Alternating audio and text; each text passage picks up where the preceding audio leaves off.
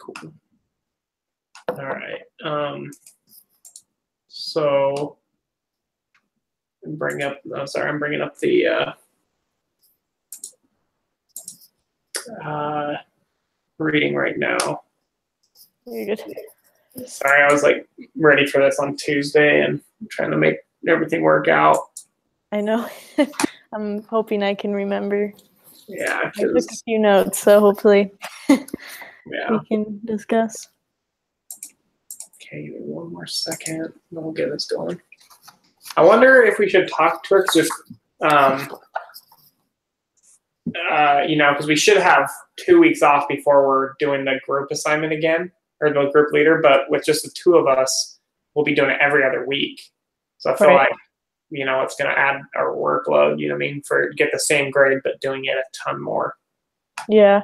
I know the one email where she sent us the groups, it said, like, if you had a smaller group, you only had to be the group leader twice.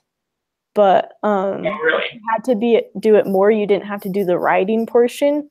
You just had to do the discussion. Yeah. But okay, all right. Then we should just not say anything.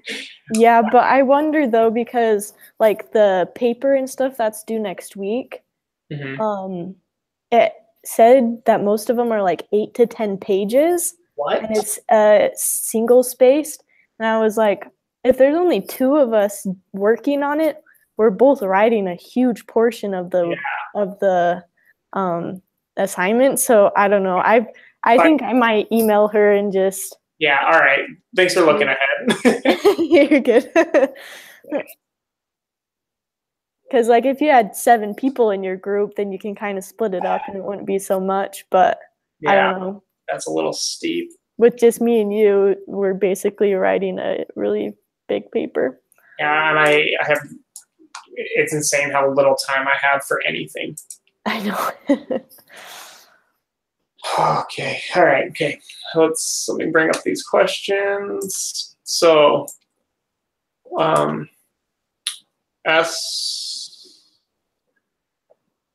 right. Explain the 3 different diversity paradigms described. So, the 3 different ones were access and legitimacy, which was kind of more. Sorry, it says assimilation, differentiation, and. Oh, okay. So I think I just broke it up like more. Yeah. Okay, so yeah, basically, let's see here. So it's like recognizing that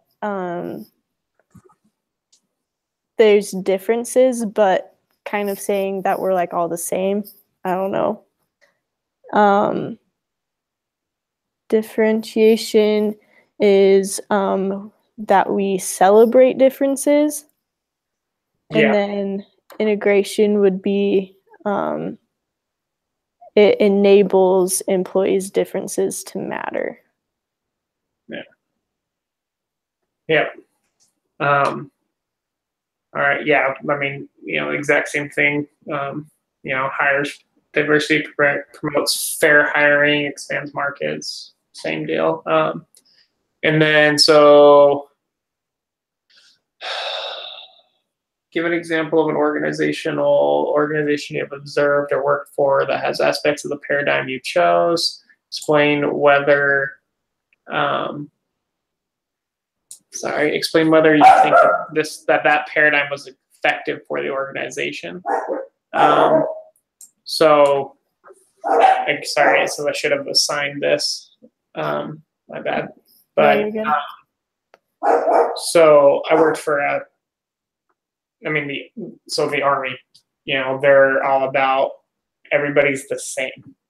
Like you kind of just treat everybody like garbage. But yeah, so it's like promotes fairness, but in my experience, it's there's been, because they're so big on like equal opportunity and all that kind of stuff, but there's certain people who because higher up is it's so easy to get your career ruined from an EO violation because of the way, because anyone could just say, hey, this guy, made me do push-ups because he's racist, and just because they said that, it'll ruin someone's career. When they have all this like, hey, there's no white, black, brown, whatever, it's just green is what they always say. But I think it's kind of made it so anybody can just kind of mess another person up. So it hasn't really worked out too well in my opinion. Right. Another example, kind of fitting the discrimination and fairness, which I think is kind of the differentiation one, is I worked for a place where they had different, like diversity. They had diversity, different people from all over working, but they put them more like where they thought they would fit. So I don't know if that makes sense, like more to that area. So they had diversity, but they're using them for what they thought actually worked. Right. And like it worked well, but one thing that I learned through reading this was like it should be even more than that, right? We should be like learning from things that they know that maybe could help us in the workplace, or to have them like take their differences and approaches to doing things and maybe coming up with new ways to do it that would help us. So I think in a way it was fine, but I don't know if they maybe executed it properly. Yeah, if they got all the benefits that maybe they could have. I don't know. Okay. All right. So Melody Hobson said colored blindness is dangerous. Do you agree? Is she making a point similar to the ones made by the authors of making a difference, or making differences matter? Excuse me. So I can't relate. I grew up in East Idaho where everybody and their dog is white. Like it's a pretty predominantly white neighborhood area. I mean, there's small, ethnic groups there, but so I can't relate. I've never felt discriminated against because of, because the way maybe once I had a drill sergeant who was salty about me coming from an area that wasn't that was predominantly white. He was pretty salty about that, but it was minuscule. Like a few seconds over, and I've never felt it anywhere else in my life. So it's hard to relate and, and empathize, because I don't know. I can't relate with that situation. But I've read a book by there's an economist named Thomas Sowell. He's an African American economist from the South. I can't remember where he's from, but he writes pretty heavily on like disparities and discrimination and that kind of stuff. And in his book, he kind of goes over that, like, there's not really a huge, like, if you look at just empirical data, there's not a huge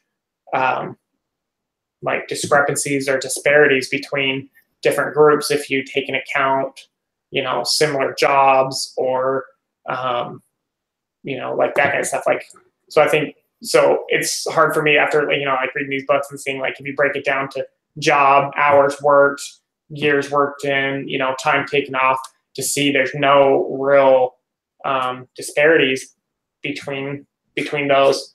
I think a lot of people think that kind of go after this equal opportunity, but they think more of equal outcome rather than opportunity. So I think it's so I don't know. I can't.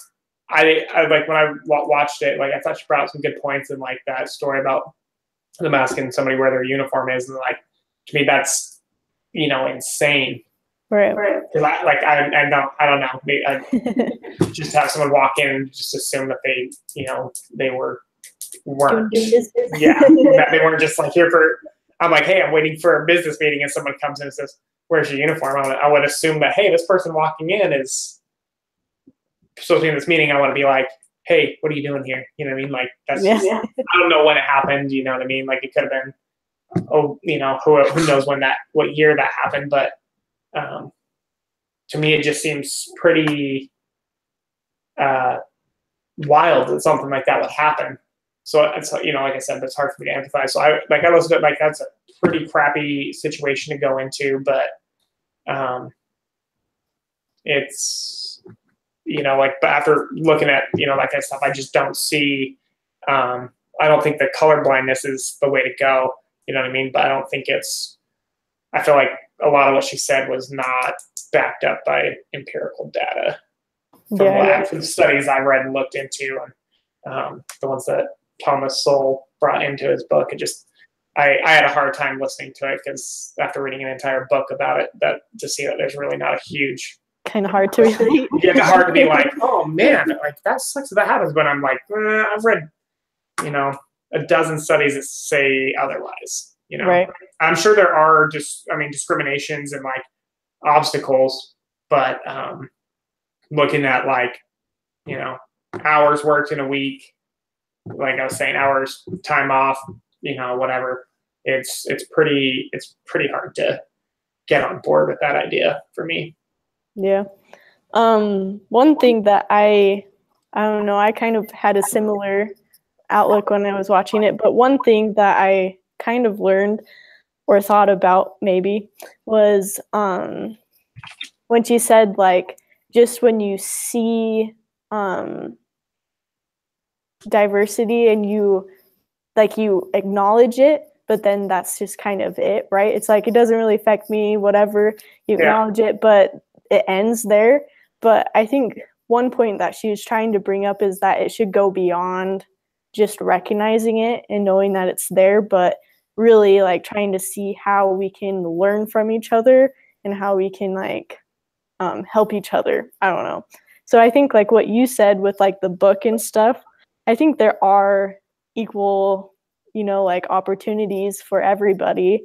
But I think maybe it's the more of the mindset of like how we go about thinking it more than actually practice. Yeah, I don't know. That didn't really make sense. No, it makes sense.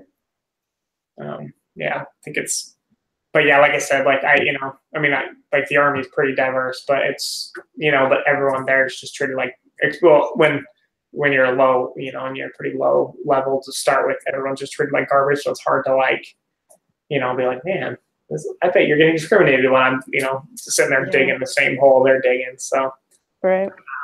But, you know, but yeah, it's just, I haven't had a lot of experience with that besides the Army, which is pretty different. But all right, well, so is colorblindness the same thing as discrimination and fairness paradigm? So sorry, do you want to take that and get some jump again? Is colorblindness the same as discrimination and fairness paradigm? Yeah. So it's on page 4 where it talks about this, the discrimination and fairness. I wrote just like a couple notes to help me remember which one was what. So that one is about everybody. So everybody has the same treatment. So they all work together and everybody has the same treatment. So I guess that's kind of like what we were talking about with like equal opportunity. Mm-hmm. And then color blindness was more like you recognize it, right? Yeah. That it's there. Yeah. So I guess, yeah, they would, I don't know, I feel like they kind of go together in a way because you recognize that it's there and you all just work together, do the same thing, but it's not really more than that, I guess. I don't know. Yeah. You have different thoughts. No, so it's, I mean, yeah, they seem pretty close to the same, like, you know, not, you know, like, hey, recognize there's differences, you know? So I think that it's kind of, I don't know. I guess they kind of look, I thought they kind of differed there for a quick second, but I lost my train of thought. Yeah, sorry, I'm working on 17 hour. This is my 17th hour of the day today. I'm sorry. It's late and you need to go to bed. That's all right. Geez Louise, man, what was I thinking? So, like they look, like it says, like they focus on equal opportunity, fair treatment, and recruitment, which I think is, yeah, the same thing as the California that's like, hey, you know what I mean? Like, don't just try to be like, oh, everyone's the same. It's, hey, you guys are different, so we recognize that, but you're not gonna have a fair shot, or you're gonna have a fair shot at this, even though, you know what I mean, you have differences. Right. So I think they pretty much go hand in hand. But well, I don't know. I guess maybe it goes a little. I don't know. Maybe they contradict each other a little bit because. Or yeah, they could maybe contradict for that reason. Maybe a little bit is because it says they're like going beyond affirmative action rather than just being like, oh, we need a certain amount of numbers. But because like because of affirmative action, if you were to you and another student from BYU Idaho both graduate, same degree, same GPA, exact same experience, boom, go in and apply for a job. And then because the other one's from an ethnic minority, she gets the job rather than you because of affirmative action. And to me, that's, like, and who knows, maybe you interviewed better or something, but they just, to me, I think affirmative action is the exact opposite of fairness. I think they kind of went, like, I think their heart was in the right place to say, hey, like, we need to do this. But then I feel like it's, reverse discrimination a little bit, or not even reverse, just discrimination because, even if you were, maybe they felt you were better qualified, they couldn't risk getting sued, by not having the diversity or exactly. opportunity for everybody. Yeah. So I think it's kind of, you got to walk a fine line. But like some of the other readings said that they hired different people, and it really, or maybe it was in this one, and it worked out, like they had, people from the different backgrounds had a different approach of thinking, and it really helped out the business. And I think that could help, but I don't think that it necessarily comes from an ethnic place. I think it just comes from any, a diverse background necessarily, rather than a different ethnicity or race. I think it just comes because, you have people from all over you could be just completely different, but you never know it. Yeah. So for hiring somebody, you shouldn't necessarily just look at that, because even if it's like a white person or something, like they could still have a different background in that, right, and could still add diversity in that way. And so I see. Yeah, I don't know. I have a pretty good friend. He was born in California. He was a Jewish guy. His family immigrated from Israel. They lived in a Korean neighborhood in LA, so he grew up with, immersed in this Asian Korean culture. And, so he starts talking, and I've heard him talk to meet people and talk about stuff, and they're like, what, this is just some Jewish kid, you know what I mean? Like, but if they don't actually get to know him, they look at it and they're like, hey, it's just another white guy. But no, he's, you know what I mean? Like, his parents are immigrants. He's a first generation American, grew up in a Korean community. Like, man, I don't know if you can get that. You look at him, you just think, oh, he's just some dude from Idaho. You know what I mean? Right. But no, he's got an immensely, just a huge, like, diversity just in his background. So I think it's kind of hard to just go off of like physical traits or ethnic traits. You got to really interview and find out a little bit about people. So, yeah. I think the color blindness approach of just, hey, recognize that people are different, but make it right. Right. So, that's good. So why do the author of making differences matter, believe that integration,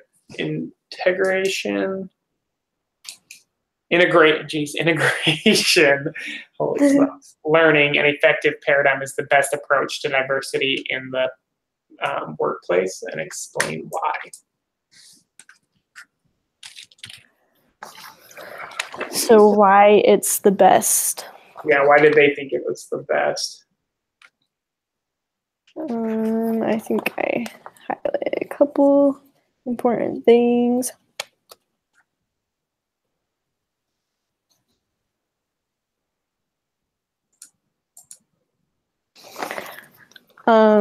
So one big part, I think, is it brings the ability that people feel like they're contributing or that they can be who they are. And so it allows people to have their differences, but they're able to work better or have processes where like people like to go to work because they feel that they're contributing something, or that they can just be themselves, that they can learn together and discuss and refine and grow together, instead of feeling like, I guess you just have to meet the numbers or something, or you're just there because they needed diversity or whatever it may be, or you're working with those people because they have to be. But it brings like being a leader and being really on a team, like the parts that really make it be successful. I don't know. Yeah. So I thought the cool thing about it was that it encouraged the open discussion between cultural backgrounds, Right. And I like that because I think it's way cool, like going and talking to people and finding out their cultures and different stuff, like at my job, my really just like one of my favorite people to work with. His name's Isaac. His parents are from Mexico. He was born in California. He went and lived in North Africa it was North Africa he lived in he was there for a mission for his church. He went and lived there for 5 or 6 years all over in these different Arab countries trying to spread Christianity, and like if, and like I know a lot of people are like, hey, but he's just, like, hey, keep it professional. We're here to work together, but it's insane. He'll tell stories and tell stuff, and he just knows so much about the world, different places from these experiences. And he's like a super rounded guy, but he was he knows, being raised in a Mexican family, he knows, Mexican culture. He's got an American culture. And then, living in these Arab countries, and then some sub-Saharan countries. It's insane how much he knows, and is like just a really well-rounded person. So I like that he's like that. I think it's because of that integration. He went and like really immersed, and you can't get that by not having that open dialogue. Right. And it kind of lets you trust. You can build a lot of trust when you can understand their culture. So.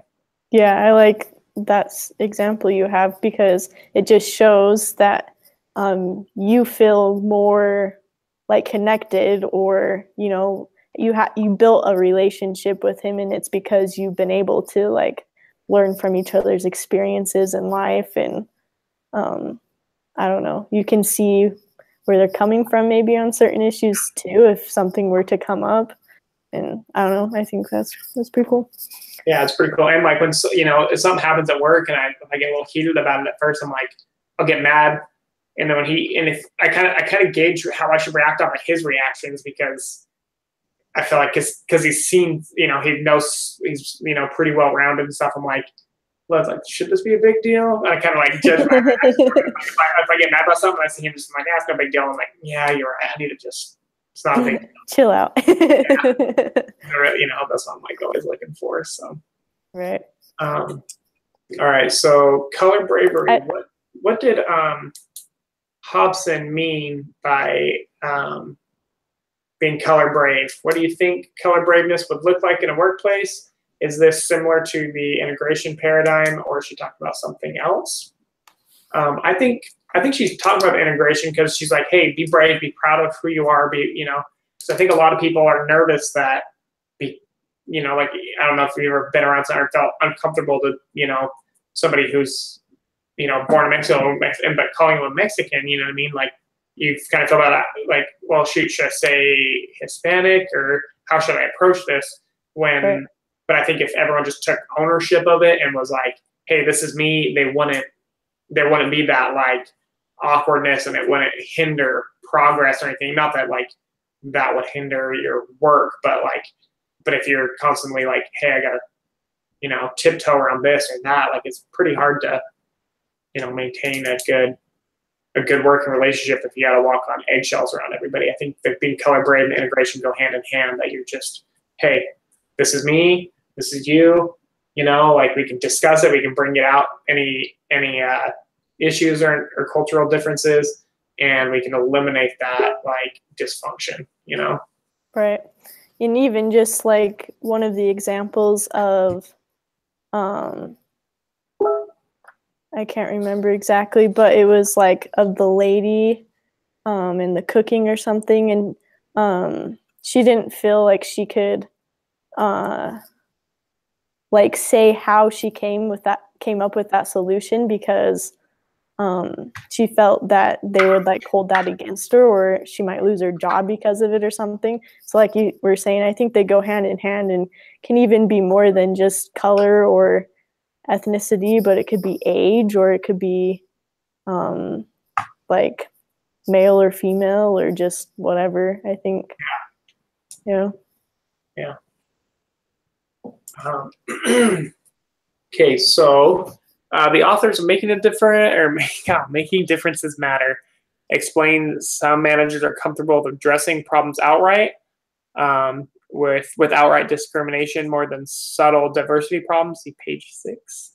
Have you ever been in a team, group, or organization where one person's ideas or approach to doing things was hard for the rest of the group to understand because of differences in background, experience, gender, race, or something else? I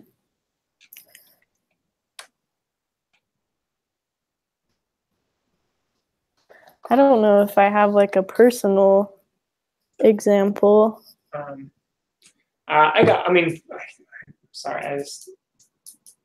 This is like the worst. Like, I genuinely hate bringing up the military. Like, not that I'm not proud. I just don't like hey, yeah, hey.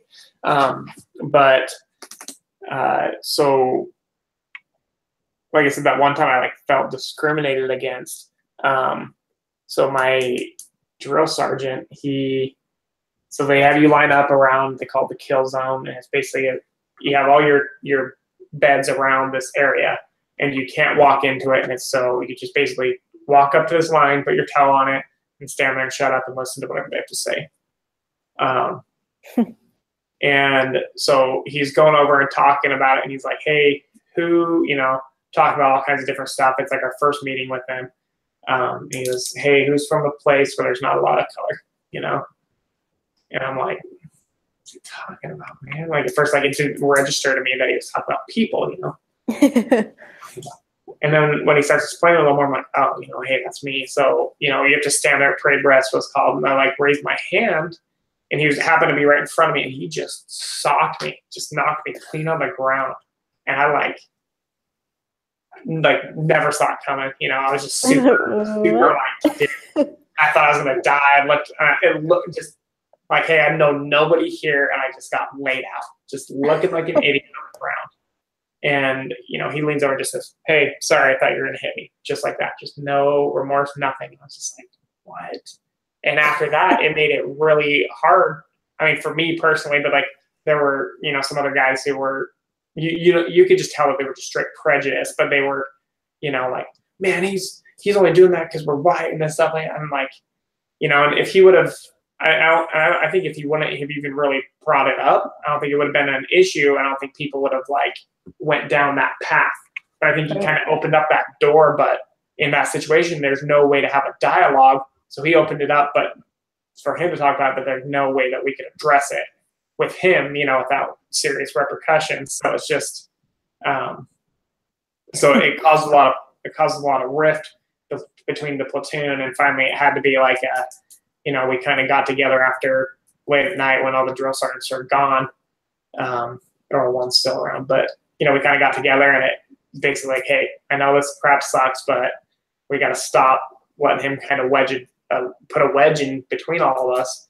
We got to start just working together. The quicker we start working as a unit and as one, the quicker we'll, it'll the easier it'll get, the faster, whatever. I can't. Yeah. And so it, and then it really did help a lot. You're still a little bit, but just starting that, it just was not, it opened the door for just a lot of problems. Right. So, so what could have been done in that situation to gain from diversity in the group? Try to get one. Oh, okay, so I guess that's mine, where we got back together and, talked about it and really worked it out and made sure that everyone was, not, like pretty far to be having a lot of like, raised prejudice and stuff. And, I don't know, maybe some places in the world it still is, but where I was coming from, it wasn't.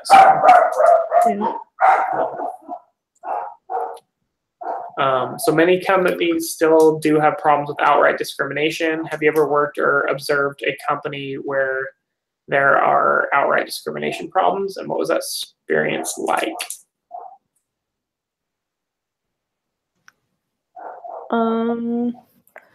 I don't know if I necessarily have, but I've seen with like my uncle, because he's getting like older in age, but I remember that it was kind of tough for him because these companies were wanting to hire like more like younger people that just were out of college and done with school. And so although he had more qualifications or could really do the job the best, maybe, they were like letting those people go because they wanted to bring in these younger people. And I think maybe a big reason was just because they could pay those people less than those more experienced people that maybe could do the job better. But that was kind of a sign of discrimination in a way because like just because they were old didn't necessarily mean that they weren't qualified. Yeah. That, I guess that ties right into the reading about the Age Discrimination Act, like ageism. It's still, you can't like force out older people to, like it's, it's just shady,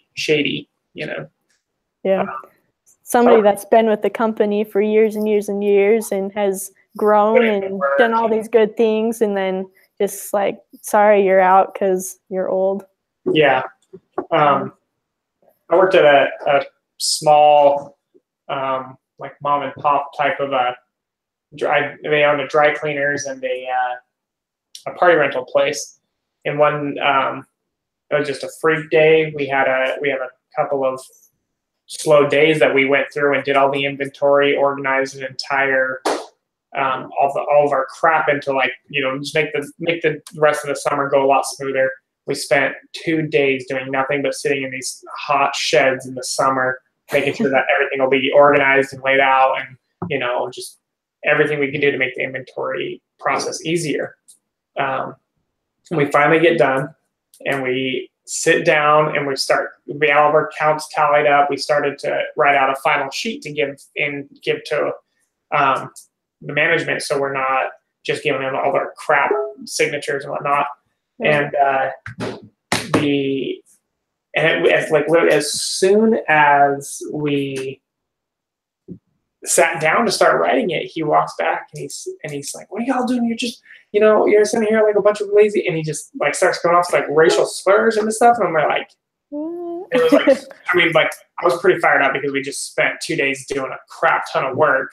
And we were, like, instead of being like, hey, good job, guys, this place looks awesome, he was just, coming in like super ungrateful. But like, then I started saying a bunch of racial slurs. I was like, dude, this is super awkward because like everybody who had worked with us who was Mexican was always like a super hard worker, and it was like looking at who was on your crew, and you were like, no man, I want MJ on my crew because he's gonna work a lot harder than you are, So, but it was just like blew my mind, and you could kind of, I'm like, no one there during that instant, we were all white who were there when he started yelling at us like that, but you could always tell he was just a little bit prejudiced towards all the Mexican guys on the cruise, and like, and it was pretty awkward. Like, they wouldn't work real hard for, his name was Benson. They didn't work really hard for Benson, but like blew my mind. I was like, what are you like, man? Just because they're really hard workers, but just have that just a prejudice. Yeah. So it affected the crew because rather than being like, sweet man, we got a good crew, we're gonna go knock this out, and then Benson's like, oh, I'm going on this job, and then be like, please don't. My day will be a lot easier if you're just not there. Yeah. But so it caused a lot of problems. All right, what did John Skipper, ESPN president, mean when he answered yes to the question, do you hire the minority or the person who is qualified best? Do you believe this is the right approach to hiring for diversity? I don't know if I remember exactly. So I guess the previous guy had a lot of, he was like pretty open about his discrimination. I think he was saying a lot of sexist things, I want to say. And so they were like, the new guy came in and was like, hey, we're going to get rid of this culture that we have going here. And then they were like, well, should we hire the best person qualified or go more for diversity and ethnic groups? And he just said yes, So like, I think he's mainly looking at like, hey, don't not hire somebody, if they're not qualified, but just because the other person's this, but like get the best person for the job. But I don't care if the best person for the job is white or a woman or, Asian. Just, I think he was kind of going for like, hey, if we're hiring the most qualified people, we will get a diverse group. That's what I felt like he was going at. Yeah. Or getting at. So I feel like that's kind of how I thought he was coming from. Yeah, I think if I remember reading that, I think I remember thinking just like yes, kind of to both. Like get the best, and if it happens to be that, then that's okay, but just get the best person for the job.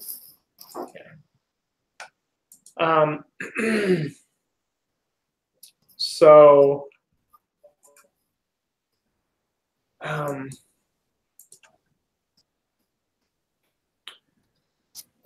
right, man, I am struggling. All right. Elder Ballard describes the church council. Does the ward council he described follow the integration paradigm? I feel like it does, because it kind of promoted like, hey, don't just delegate, like really, because like the first bishop they talked to about it, right, just delegated a bunch of stuff out. Right. He just came up with what he thought was best and said, okay, here's what you do, here's what you do. Yeah. Yeah. Yeah, and then, but they said it was like a better approach to do how they just, or the integration would just, hey, get everybody's ideas and then implement the best plan. Right. Yeah, I think it fits. It's getting everybody's perspectives and then working together to come up with a solution that ultimately is the best. Yeah. So. All right. So, what advantages to the bishop of? Oh, geez, Louise. What are the advantages to a bishop of counseling with the elders quorum president, relief study president, primary president, and others? I think one thing is sometimes maybe if we have a problem, we don't realize that the solution would be in the primary or something, you know, like if we're having an issue with, I don't know, I can't think of a really good example, but with like the parents or something, we probably would go to the Elders Quorum or the Relief Society, but maybe there's an underlying something that somebody in the primary sees that's actually affecting that. And so I think that, I don't know, everybody can have something to give. And sometimes I think the answers are within people that maybe you wouldn't think they are. And it's just, I don't know. I agree. I think it's a good approach to take because, like we were talking about the cultural backgrounds and you don't know what anybody's experienced. You know, like you might have a problem in the Relief Society or the Elders Quorum, and you know, think, hey, we need to address it by just, you know, like, oh, the Relief Society doesn't understand because, you know, they're not attending the Elders Quorum, and you know.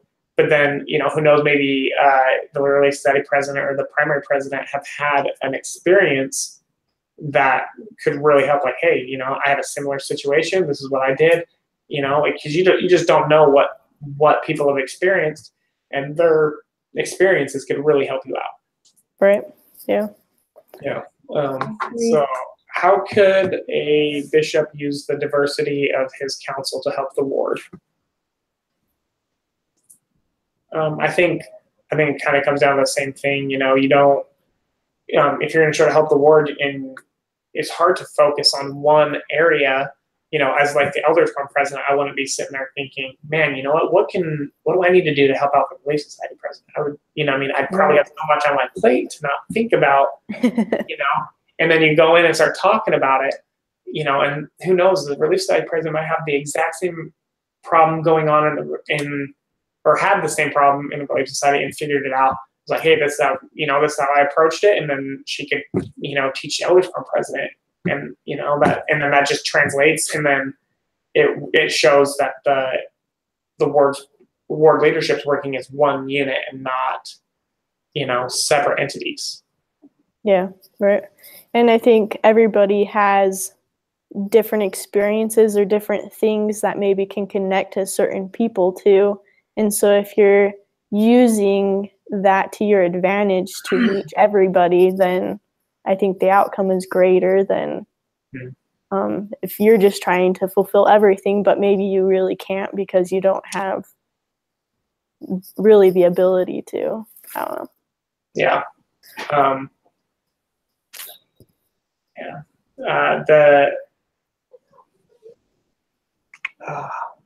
Okay, so have you seen bishops or other church leaders do this? And so I guess it's not necessarily just using the, you know, all the different groups. Because I haven't ever attended a ward council meeting or, you know, to see the inner workings of all that. But we one time had a Elders Quorum president. He got called, and this guy that not that they had like a lot of disagreements, but you could just tell that like they had different philosophies when they, you know, in church, someone bring up a topic, and they'd always kind of be like, want to say something, they would like always, no, I disagree with that, you know, and they would kind of have not a heated debate, but you could tell it just wasn't, you know, like they had just two different ways of looking at it. And one of them got called to be the Elders Quorum president, and he made the other guy the first counselor. And I thought that was the weirdest thing in the world at first. I was like, how'd you do that, man? You know, like, that's just, yeah, like you just like, hey, I get in a debate with this guy every other week. And, and very rarely does it seem like it comes off very good, but I'm going to make him my counselor. You know, and I was like, that's like so weird. And I remember talking to my mom about it, and she's like, well, that makes sense. She's like, you don't want just like a bunch of yes men or just to do it like, because then if he's coming up with something that, you know, he thinks is a good plan, but it's not, the other guy's not going to worry about stepping on his toes to be like, hey, I think this is a better approach, you know? Right. And it was pretty amazing to see how well it worked out for him. You know what I mean? Because like I'm not saying that'll work out every instance, but Yeah. man, you could tell they had just different philosophies, but man, they really could run. They were just pretty efficient. Like any one time anyone needed anything, you knew the Ehlers firm was on it. Mm-hmm. That's pretty cool. That's a good example. Yeah. And so, have you ever seen any instance like this? Not necessarily, but I've seen similar things, like of the story that you just shared, where just two different people, but being able to work together and really go above and beyond what you would think because of their differences, but because of their differences, they were able to, like do different approaches and do things differently that added. Yeah. So, making differences matter article assumes that there is some value to companies in promoting a diverse workforce. Do you agree? What are some advantages? What are some disadvantages? I think it's like a good idea to like not promote diversity, but be like proud of it. Like, hey, we got a lot of diversity. I think the like affirmative action type stuff is not the way to go about it, because then you're not getting those qualified people to do it. But I think the going at the approach of, hey, giving the best, hey, you're the most qualified, or hey, you two are the exact same on paper, but I feel like you're going to fit, in the interview, you're going to fit better with this culture that we have here. Or, hey, I feel like you have a little more to benefit. I feel like just hiring the best person, you're going to get diversity because you're not purposely. You're going to get the best I'm